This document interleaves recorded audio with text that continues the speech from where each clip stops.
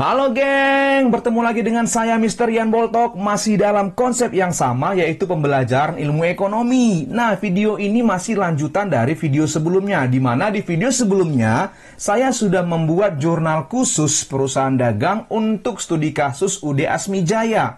Kemudian kita akan lanjut kepada posting ke dalam buku besar utama dan buku besar pembantu. Nah, kenapa ada dua? Karena di perusahaan dagang memang seperti itu. Ada buku besar utama, ada buku besar pembantu. Nah, bagaimana cara membedakannya? Nah, ini mau kita bahas cuy.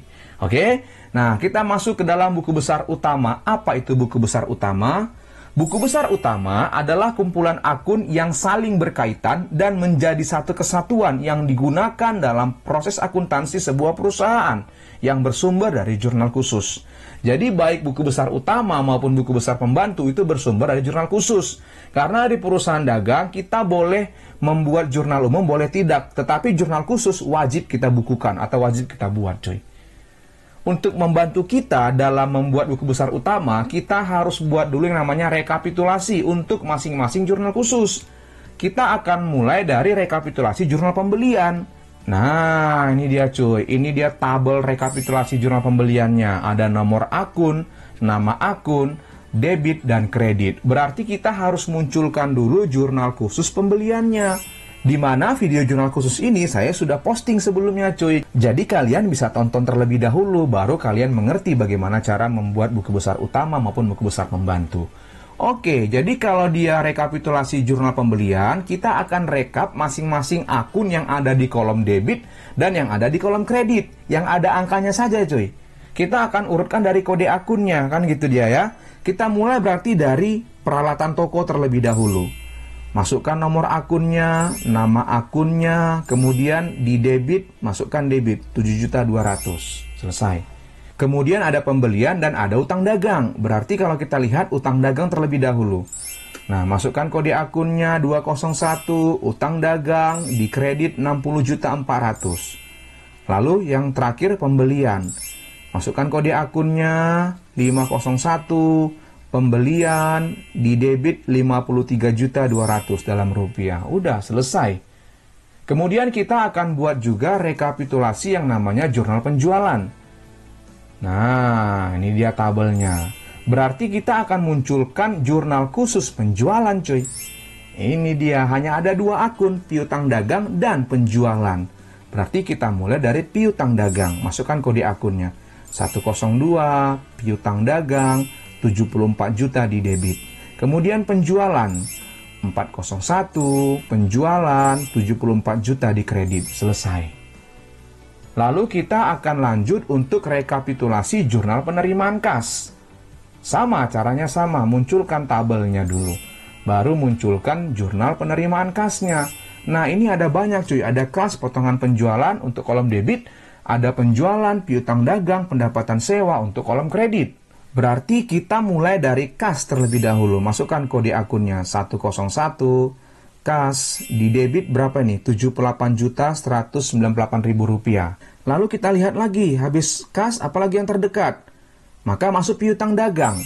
Piutang dagang di kredit, berarti 102, piutang dagang di kredit 20.100.000. Selesai.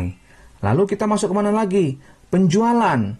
Nah, penjualan di kredit 49.500.000, berarti 401, penjualan di kredit 49.500.000. Lalu masuk kepada potongan penjualan.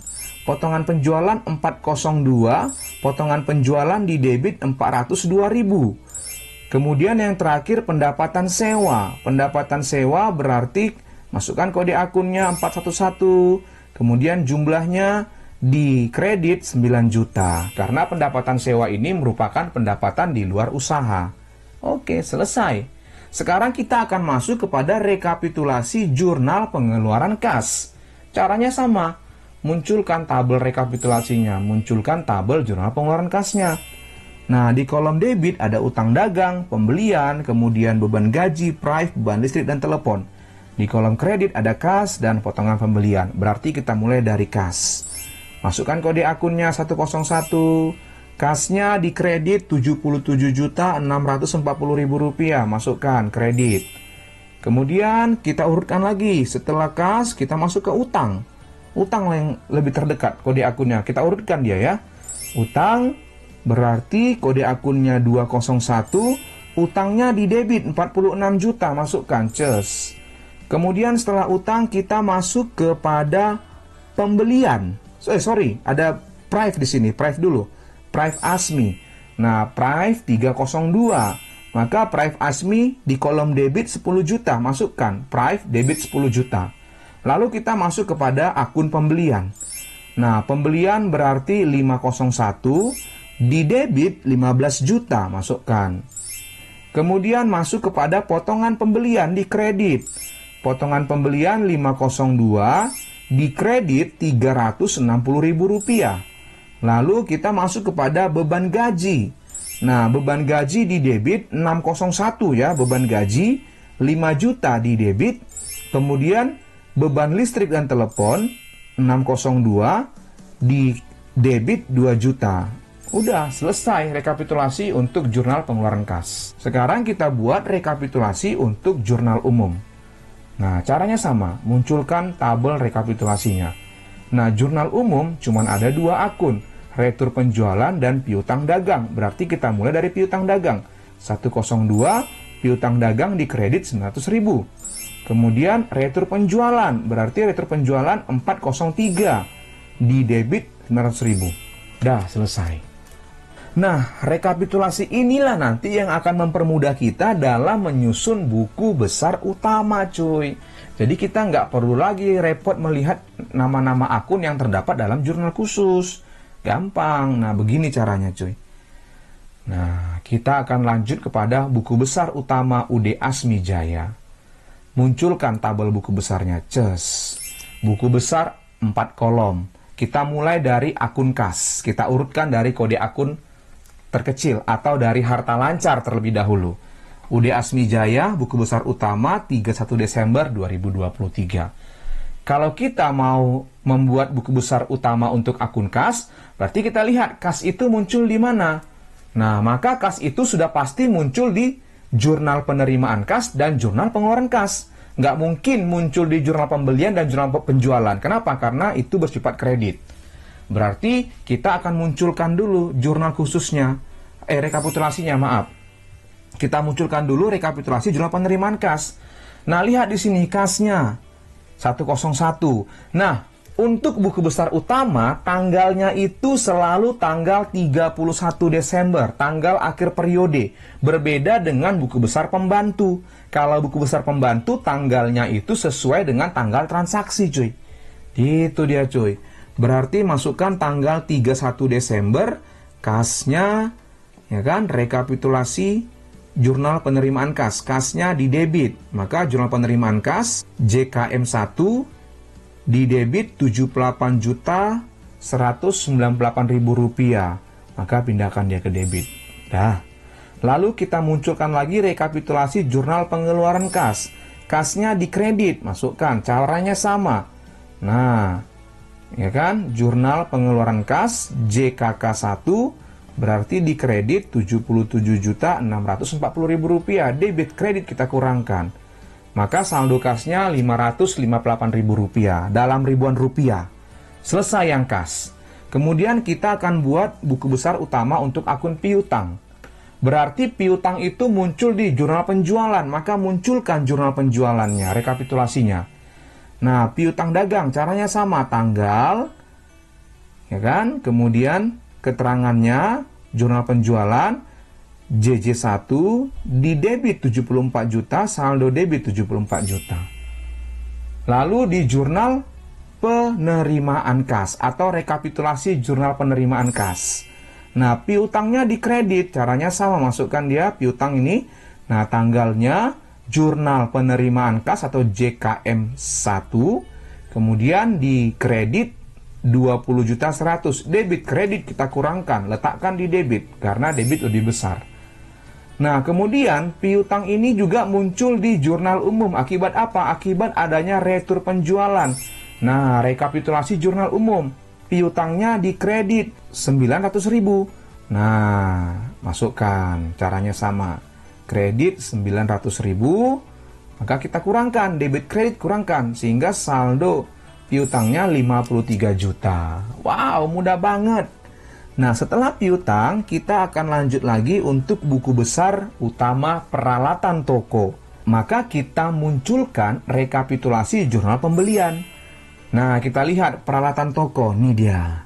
Di debit, berarti tanggalnya masukkan, jurnal pembelian, JB1, debit, masukkan dia debit 7.200.000 dalam ribuan rupiah. Wow, mudah banget. Kita lanjut. Yang berikutnya rekapitulasi utang dagang. Berarti utang dagang muncul di pembelian kredit atau jurnal pembelian. Berarti kita munculkan rekapitulasi jurnal pembelian. Utangnya di kredit. Nah, masukkan di sini tanggal 31. Jurnal pembelian JB1 di kredit 60.400.000, kredit 60.400.000 dalam ribuan rupiah. Lalu utang ini juga muncul di jurnal kas keluar. Berarti kita munculkan rekapitulasi jurnal pengeluaran kas. Kita lihat utangnya di debit, utangnya 46 juta. Nah, berarti tanggal 31 Desember, jurnal pengeluaran kas JKK1 di debit 46 juta, kredit debit kurangkan, maka 14.400.000 di kredit. Nah, tadi kan di jurnal umum tidak ada retur pembelian, maka tidak ada rekapitulasi untuk utang dagangnya. Oke, selesai utang dagang. Kita lanjut untuk buku besar utama Prive Asmi. Berarti Prive ini adanya di jurnal kas keluar, maka munculkan rekapitulasi pengeluaran kas. Ini dia 10 juta. Masukkan di sini tanggalnya, kemudian jurnal pengeluaran kas JKK1 di debit 10 juta, maka saldonya debit 10 juta. Selesai Prive Asmi. Kita lanjut yang berikutnya buku besar utama untuk akun penjualan. Berarti kita munculkan rekapitulasi jurnal penjualan, cuy. Nah, penjualannya di kredit 74 juta. Maka kita munculkan tanggal 31 jurnal penjualan JJ1 di kredit 74 juta, maka saldonya kredit 74 juta dalam ribuan rupiah. Kemudian kita lihat lagi rekapitulasi jurnal penerimaan kas, karena siapa tahu ada penjualan tunai. Nah, ternyata ada. Ini dia penjualannya 49.500.000. Berarti di sini tanggalnya jurnal penerimaan kas JKM1 di kredit 49.500.000. Kredit jumlahkan, letakkan di kredit 123.500.000. Selesai. Sekarang kita buat lagi buku besar utama untuk akun potongan penjualan. Berarti potongan penjualan akan muncul pada jurnal penerimaan kas, maka munculkan rekapitulasi jurnal penerimaan kas. Potongan penjualan, ini dia. Masukkan tanggalnya, jurnal penerimaan kas JKM1 di debit 402.000. Masukkan sini 402 dalam ribuan rupiah. Wow, mudah banget. Sekarang kita lanjut kepada buku besar utama retur penjualan. Nah, retur penjualan sudah pasti munculnya di jurnal umum. Karena jurnal umum itu dalam jurnal khusus tujuannya adalah untuk mencatat segala transaksi yang tidak dapat dibukukan ke dalam jurnal khusus. Seperti apa? Retur. Maka munculkan rekapitulasi jurnal umum. Retur penjualan di debit 900.000. Masukkan tanggalnya. Jurnal umum JU1 debit 900.000 dalam ribuan rupiah. Wow, mudah banget. Sekarang kita masuk kepada buku besar utama untuk pendapatan sewa ya. Nah, karena ini pendapatan di luar usaha, berarti masuk dalam jurnal penerimaan kas. Maka munculkan rekapitulasi penerimaan kas. Pendapatan sewa di kredit 9 juta. Masukkan tanggalnya. Jurnal penerimaan kas JKM1 kredit 9 juta, saldonya kredit 9 juta dalam ribuan rupiah. Selesai. Kemudian kita buat lagi buku besar utama untuk pembelian. Berarti pembelian ini masuk ke dalam jurnal khusus pembelian, maka munculkan rekapitulasi jurnal pembelian. Nah, lihat pembeliannya di debit 53.200.000 rupiah di debit. Masukkan tanggalnya, jurnal pembelian JB1 debit 53.200.000, kemudian debit juga 53.200.000. Lalu, pembelian ini juga muncul di jurnal kas keluar. Berarti kita munculkan rekapitulasi jurnal pengeluaran kas. Pembelian, ini dia, 15 juta di debit. Masukkan tanggalnya, jurnal pengeluaran kas, JKK1 di debit. 15 juta, berarti debit-debit jumlahkan. 68.200.000 di debit dalam ribuan rupiah. Wow, mudah banget. Kita lanjut untuk buku besar utama potongan pembelian. Potongan pembelian sudah pasti muncul di jurnal pengeluaran kas. Maka munculkan rekapitulasi jurnal pengeluaran kas. Ini dia. Nah, tanggalnya jurnal pengeluaran kas JKK1, kredit 360, kredit 360 dalam ribuan rupiah. Wow, mudah banget.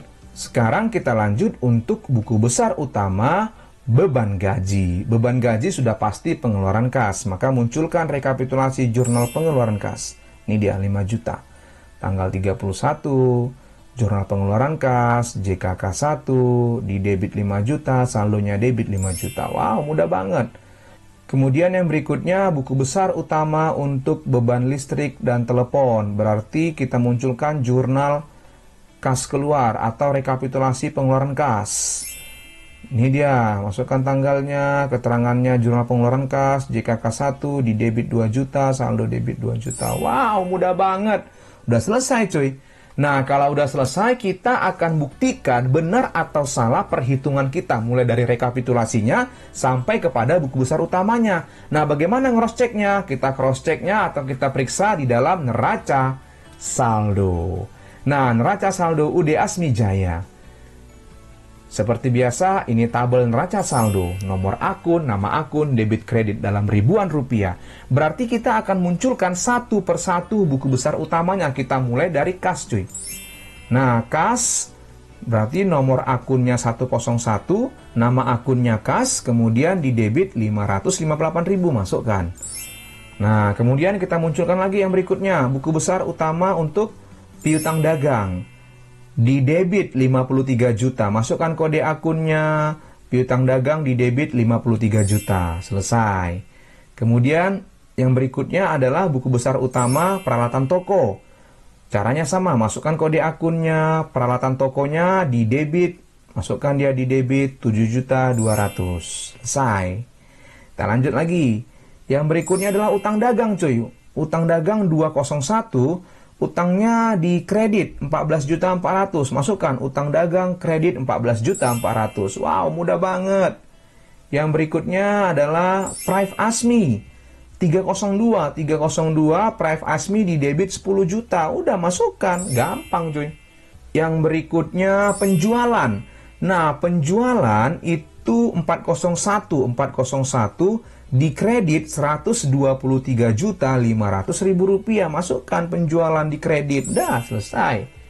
Kemudian yang berikutnya potongan penjualan. Potongan penjualan 402 402.000 di debit. Masukkan potongan penjualan di debit 402 dalam ribuan rupiah. Kemudian retur penjualan cuy. Retur penjualan 403 retur penjualan. Ini dia 900.000, masukkan debit 900.000. Selesai. Kemudian setelah retur penjualan berarti kita masuk ke pendapatan ya. Nah, pendapatan sewa atau pendapatan non operasional 411, pendapatan sewanya di kredit 9 juta, masukkan. Nah, selesai. Habis itu masuk ke akun pembelian. Nah, pembelian 501 di debit 68.200.000, masukkan debit. Nah, potongan pembelian 502 di kredit 360.000, masukkan potongan pembelian di kredit. Dah, selesai. Habis itu apa? Beban ya. Nah, beban gaji 601 di debit 5 juta, masukkan debit 5 juta. Lalu beban listrik dan telepon. Nah, di debit 2 juta, 602 di debit 2 juta. Udah selesai. Udah selesai semua kita masukkan. Tinggal kita jumlahkan. Kalau kita jumlahkan debit dan kredit nilainya sama, jumlah debit sama dengan jumlah kredit, berarti benarlah yang kita kerjakan cuy. Mari kita totalkan. Jumlahkan Total debitnya, kemudian total kreditnya. Wow, sama, Rp147.260.000. Wow, mudah banget. Udah selesai buku besar utama, gampang. Nah, sekarang kita akan lanjut kepada buku besar pembantu, cuy. Nah, buku besar pembantu di sini yang saya buat hanya untuk pembantu piutang dan pembantu utang. Konteksnya sama, PD Asmijaya, studi kasusnya. Oke, langsung saja kita eksekusi. Nah, buku besar pembantu yang pertama itu adalah buku besar pembantu piutang. Kalau kita analisis piutang itu berarti munculnya di jurnal penjualan, good. Kemudian jurnal penerimaan kas, good. Kemudian jurnal umum kalau ada retur, kan gitu kan? Retur atas penjualan kredit, kan gitu dia. Jadi, kita akan fokus kepada jurnal penjualan, jurnal penerimaan kas, dan jurnal umum kalau kita mau membuat buku besar pembantu piutang. Nah, itu dia. Sebaliknya, untuk buku besar pembantu utang, maka buku besar pembantu utang kita bisa ambil datanya dari jurnal pembelian, jurnal pengeluaran kas, dan jurnal umum. Nah, itu dia cuy. Jadi tujuan buku besar pembantu piutang dan pembantu utang, tujuannya adalah untuk melihat utang kita ini kemana aja. Piutang kita ini kepada siapa aja, itu dia. Bedanya dengan buku besar utama tadi, piutang disatukan, mau dari mana sumbernya, piutang ya piutang, satu kolom. Utang pun demikian, mau dari mana sumber utangnya, satu kolom, tetap sama. Padahal ini adalah perusahaan dagang, jadi kita harus tahu piutang kita kepada toko siapa aja, utang kita kepada toko siapa aja. Nah gitu dia cuy. Itulah manfaat buku besar pembantu piutang dan pembantu utang untuk melihat kemana saja kita punya utang, kemana saja kita punya piutang. Nah, paham ya? Kita akan mulai dari buku besar pembantu piutang cuy. Nah, buku besar pembantu piutang. Oke, ini tabel buku besarnya. Buku besar mah semua tabelnya sama ya. Ini kita pakai yang 4 kolom yang secara familiar aja yang sering digunakan di dalam perusahaan dagang atau perusahaan jasa, yaitu buku besar 4 kolom. Nah cuy, bedanya buku besar pembantu dengan buku besar utama, kalau buku besar pembantu itu kita melihat kepada toko atau kepada siapa kita punya piutang maupun punya utang. Itu dia. Jadi biar lebih paham, mari kita lihat. Kita munculkan dulu berarti di sini jurnal khusus penjualannya. Nah, ini dia. Kalau kita lihat di sini, kita punya piutang kepada Tuan Ari, Tuan Yusuf, dan Tuan Farhan. Maka yang pertama sekali kita akan buat buku besar pembantu piutang untuk Tuan Ari. Kan gitu dia coy. Nah, itu dia. Jadi kalau buku besar pembantu dengan buku besar utama berbeda. Kalau buku besar utama dia fokusnya ke seluruh akun. Kalau buku besar pembantu tidak. Kalau pembantu piutang kita fokusnya piutang kita kepada siapa aja. Nah, kepada Tuan Ari, Tuan Yusuf, Tuan Farhan. Kalau kita lihat dari data jurnal penjualannya. Kita mulai dari Tuan Ari dulu. Kita mulai dari tanggal terkecil. Oke, tanggal 4 Desember. Nah, keterangannya apa di sini? Jurnal penjualan. Refnya apa? JJ1. Berapa piutang kita? Di debit 21 juta. Nah, maka di sini saldonya debit 21 juta. Kemudian tanggal 14 lagi. Nah, sebelum kita masuk ke tanggal 14 ke Tuan Ari, kita lihat. Ada nggak Tuan Ari ini melunasinya? Nah, atau ada nggak di retur Tuan Ari ini ketika dia beli? Berarti selang dari tanggal 4 sampai tanggal 14 kita cek lagi. Ceknya di mana? Cek di jurnal penerimaan kas. Atau di jurnal umum, siapa tahu ada di retur. Mari kita cek.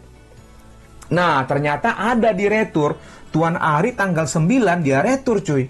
Ketika tanggal 4 kita jual kepada Tuan Ari, tanggal 9 Tuan Arinya retur, maka piutang Tuan Ari, maka piutang kita berkurang 900.000. Berarti masukkan di sini tanggal 9. Nah, jurnal umum berarti JU1, piutang kita berkurang 900.000 di kredit. Kenapa? Karena ada retur.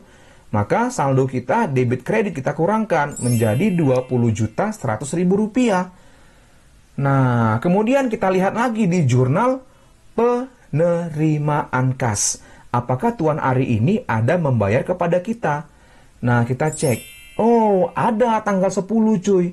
Tanggal 10 Tuan Ari bayar utangnya, atau tanggal 10 kita menerima piutang dari Tuan Ari. Nah, ternyata dapat potongan si Tuan Ari ini cuy. Dapat potongan sebesar 402.000, tapi nggak ngaruh ke piutangnya. Piutangnya tetap 20.100.000, yang ngaruh ke kasnya kan gitu.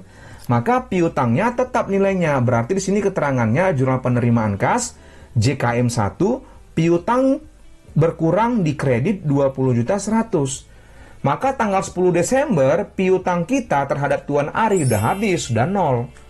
Lalu kembali lagi kita ke jurnal penjualan tadi, cuy. Nah, jadi begitu alurnya. Lihat jurnal penjualan, lihat jurnal penerimaan kas, lihat jurnal umum. Begitu dia. Baru balik lagi ke jurnal penjualan.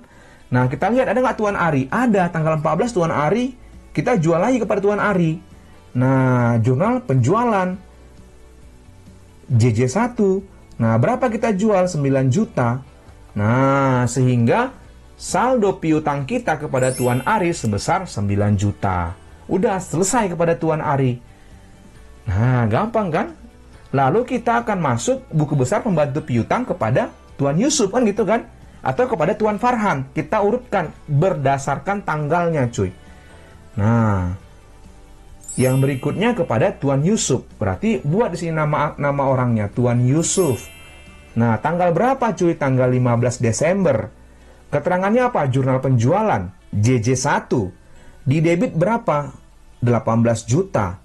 Nah, maka saldonya debit 18 juta. Berarti kita punya piutang kepada Tuan Yusuf sebesar 18 juta. Udah clear, selesai. Nah, setelah Tuan Yusuf siapa lagi? Kita cek. Nah, Tuan Farhan, ada kepada Tuan Farhan, maka munculkan Tuan Farhan. Nah, tanggal 27, jurnal penjualan JJ1, di debit 26 juta, di debit 26 juta. Udah, selesai. Iya kan? Nah, easy. Sekarang kita lihat, masih ada nggak piutang kita lagi? Udah habis, cuy. Nah, inilah semua buku besar pembantu piutang kita kepada Tuan Ari, kepada Tuan Yusuf, dan kepada Tuan Farhan. Nah, kalau kita flashback lagi kepada neraca saldo yang tadi, yang ini, nah, nanti nilai piutang kita harus sebesar ini, 53 juta rupiah. Kita cek. Tuan Ari 9 juta, ya kan? Total piutang. 9 juta, tambah 18 juta, tambah 26 juta. Iya, sama, 53 juta. Wow, mudah banget. Berarti benar buku besar pembantu kita. Nah, itu bedanya tadi buku besar utama dengan buku besar pembantu. Kalau buku besar utama, piutangnya dijadikan satu. Mau dari manapun sumbernya. Kalau buku besar pembantu, piutangnya dipisahkan. Dari Tuan Ari segini, dari Tuan Yusuf segini, dari Tuan Farhan segini. Begitu dia, coy. Udah selesai buku besar pembantu piutang. Sekarang kita lanjut kepada buku besar pembantu utang.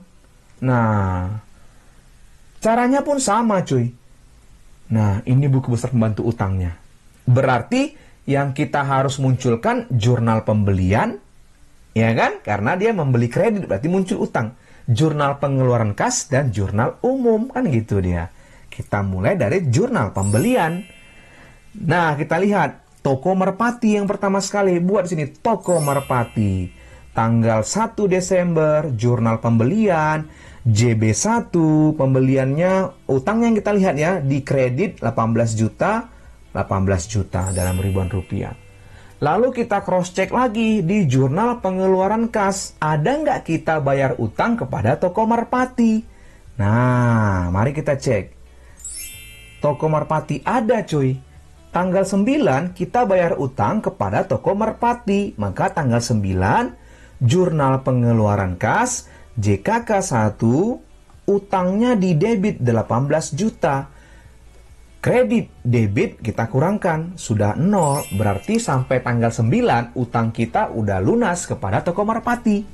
Sekarang kita lihat lagi, ada nggak di retur? Udah pasti nggak ada tadi. Kalau tadi kita simak, di jurnal umum hanya ada piutang dan retur penjualan. Berarti tidak ada retur pembelian situ dan utang. Maka kita kembali lagi ke jurnal pembelian, cuy. Nah, jurnal pembelian tanggal 19 kita ada beli ke toko Merpati. Kita beli kredit. Maka tanggal 19 jurnal pembelian JB1 di kredit 13.200.000, saldo kita di kredit 13.200.000. Artinya kita memiliki utang sebesar 13.200.000 kepada toko Marpati. Nah, untuk toko Marpati selesai. Sekarang kita ke toko Jepara. Atau kita lihat lagi, apa tanggal terdekat? Oke, toko Jepara. Maka buat keterangannya di sini toko Jepara. Oke, tanggal 5 Desember. Keterangannya jurnal pembelian. JB1. Kita beli apa? Peralatan toko, sehingga muncul utang di kredit 7.200.000. Saldonya di kredit 7.200.000. Toko Jepara udah clear. Nah, sekarang kita lanjut ke toko Beo kan gitu, atau toko Jalak atau toko Marpati. Toko Marpati udah ya. Kepada toko Beo ataupun toko Jalak. Kita lihat aja mana yang duluan muncul ya. Nah, yang berikutnya adalah untuk toko Beo. Munculkan di sini nama tokonya, toko Beo. Tanggal berapa kita ngutang? Tanggal 13 Desember. Jurnal pembelian JB1, kita beli barang dagang, kredit 16 juta. Saldonya kredit 16 juta. Nah, kemudian kita cek lagi, ada nggak kita bayar utang kita? Maka cek di jurnal pengeluaran kas. Nah, toko Beo ada tanggal 25, jurnal pengeluaran kas JKK1, 16 juta utang kita di debit. Maka kredit debit kita kurangkan, berarti utang kita kepada toko Beo udah habis cuy. Iya kan? Nah, yang berikutnya adalah kepada toko Jalak. Nah, buat di sini nama tokonya, keterangannya, toko Jalak. Tanggal berapa kita ngutang? Tanggal 17. Keterangannya jurnal pembelian. JB1. Utang kita di kredit 6 juta. Saldo utang kita 6 juta. Udah selesai. Ya kan? Nah, yang berikutnya ke toko apa nih? Nah, yang berikutnya untuk pengeluaran kas, yaitu toko Dara. Nah, buat di sini toko Dara. Berapa utang kita kepada toko Dara? 12 juta. Tanggal 30 Desember. Jurnal pengeluaran kas JKK1 di debit 12 juta, debit 12 juta. Selesai untuk buku besar pembantu utang. Nah, inilah dia kalau kita susun buku besarnya. Inilah buku besar pembantu utangnya semua. Toko Marpati, toko Jepara, toko Beo, toko Jalak, toko Dara. Nah, sama halnya dengan buku besar pembantu piutang tadi.